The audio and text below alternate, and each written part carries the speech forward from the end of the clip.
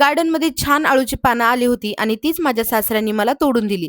आणि त्याच्यानंतर आज सोमवार होता, तर सोमवारी आमच्या घरामध्ये सगळ्यांना उपवास असतो. म्हणजे माझे सासू-सासरे, मी, माझे मिस्टर आमच्या सगळ्यांना सोमवारचा उपवास असतो. त्याच्यामुळं आम्ही काय करतो, सगळेजण मिळून आम्ही रात्री उपवास सोडतो.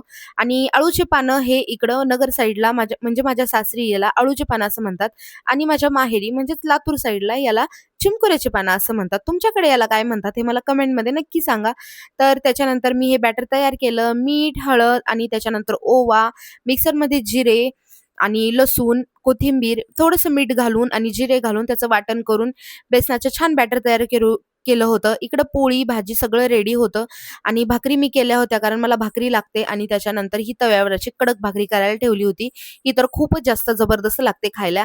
आणि त्याच्यानंतर चहाचा टायमिंग झाला होता. एकीकडे मी चहा ठेवला. त्याच्यानंतर चहा घेतला सगळ्यांना आणि टेरेसवरती गेलो. सगळ्या फॅमिलीनी मिळून बसून आम्ही छान मस्तपैकी चहा एन्जॉय केला. त्याच्यानंतर गार्डनवरचा असा काही व्ह्यू इतका सुंदर दिसत होता वरतून.